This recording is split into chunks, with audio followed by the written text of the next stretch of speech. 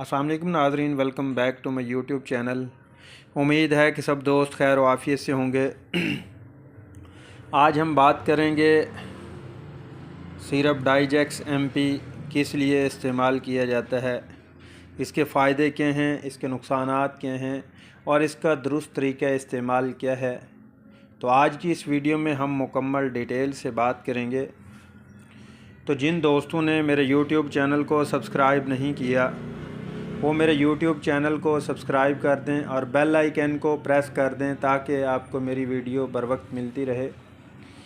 तो नाज़रीन चलते हैं अब हम अपने टॉपिक की तरफ।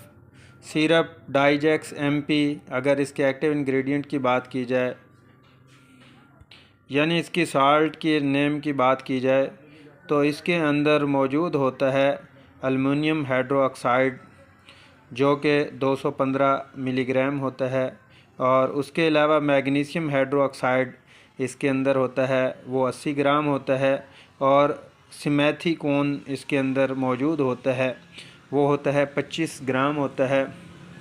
और एबट फार्मा है जो इसको प्रिपेयर कर रही है, 120 ml में सस्पेंशन होता है।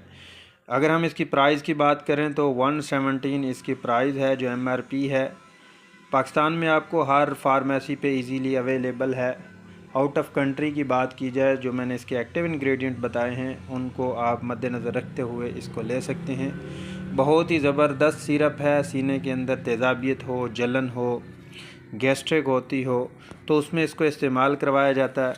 तो नाज़रीन ये था इसका इंट्रोडक्शन। अगर मैदे के अंदर तेज़ाबियत है, जलन है, खाना हज़म नहीं हो रहा, गैस्ट्रिक हो रही है तो उस सूरत में आप इसका इस्तेमाल कर सकते हैं। वोमिटिंग हो रही है, पेट में दर्द है, एब्डोमिनल क्रैम्प्स हो रहे हैं तो उस सूरत में भी आप इसका इस्तेमाल कर सकते हैं। और इसी तरह नाज़रीन ये एसोफेजियल जो रिफ्लेक्स होता है गैस्ट्रिक, उसमें भी ये काम करता है। जो मैदे के नाली के अंदर बर्निंग हो रही होती है, जलन हो रही होती है, उसमें ये काम करता है। और इसके अलावा एसोफाइजेटिस में भी इस्तेमाल किया जाता है। मसलन आपकी खुराक की नाली में सोजिश हो गई है, ये दुखती है या इसमें बहुत ज़्यादा जलन हो रही है तो इसमें भी आप इसका इस्तेमाल कर सकते हैं।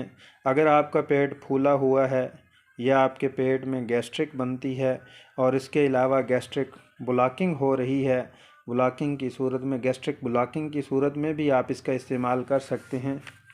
यानी आपके पेट में बेचैनी रहती है या फिर पेट बहुत ज़्यादा गैस बनती रहती है या बदहाज़मी रहती है, यानी बाज़ दफ़ा मतलब कि पेशेंट कहता है कि वाशरूम जाते हैं, पेट में मरोड़ रहती है, गैस ज़्यादा बनती है और बहुत ज़्यादा गैस आती रहती है तो उस सूरत में भी आप इसका इस्तेमाल कर सकते हैं।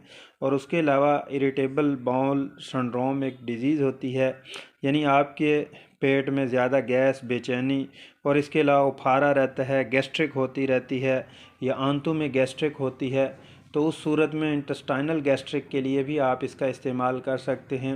तो जब आपका नाज़रीन मैदा डिस्टर्ब होगा तो बहुत सी बीमारियां जन्म लेंगी। उससे आपका ब्लड प्रेशर भी शूट कर सकता है, सर दर्द भी गैस्ट्रिक की वजह से होता है, पट्ठों में खिंचाव रहता है, जॉइंट पेन रहती है गैस्ट्रिक की वजह से, बैक पेन रहती है, कभी कहीं पे दर्द निकल रहा होता है, चेस्ट पेन होती है, हार्ट बर्न होता है। तो मैदे में काफ़ी पेचीदा मसाइल पैदा होते रहते हैं मैदे की वजह से।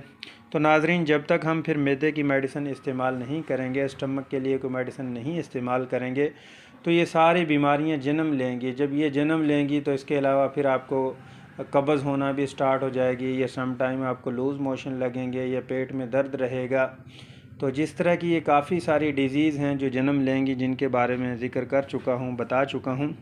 तो नाज़रीन तो ये बहुत ही ज़बरदस्त सिरप है। इन बीमारियों में जो आपको मैंने सूरत हाल बताई है, इन सिचुएशन में आप इसका इस्तेमाल कर सकते हैं। बहुत ज़बरदस्त सिरप है। अगर हम इसके नाज़रीन साइड इफ़ेक्ट की बात करें तो एब्डोमिनल पेन हो सकती है, स्किन रैश हो सकते हैं, ब्रीथिंग प्रॉब्लम हो सकती है, रिस्पिरेटरी जो प्रॉब्लम होती है वो हो सकती है, और अदरवाइज़ इसके कोई साइड इफ़ेक्ट नहीं, नोज़िया वगैरह हो सकती है। और ओवरडोज़ नाज़रीन इसका इस्तेमाल नहीं करनी। अगर आप बच्चों में इस्तेमाल करें तो एक एक चम्मच सुबह दोपहर शाम दे सकते हैं, और बड़ों में दो दो चम्मच सुबह दोपहर शाम आप खाली पेट इस्तेमाल कर सकते हैं। तो नाज़रीन ये बहुत ही ज़बरदस्त सिरप है। तो ये थे इसके इस्तेमालात और तरीक़ाकार। तो उम्मीद है कि नाज़रीन आपको ये मेरी वीडियो अच्छी लगी होगी। वीडियो को लाइक शेयर ज़रूर कीजिएगा, अपना ख़याल रखिएगा, दोस्तों का ख़याल रखिएगा। मिलते हैं नेक्स्ट वीडियो में, तब तक के लिए मैं इजाज़त चाहूँगा। अल्लाह नेगेबान।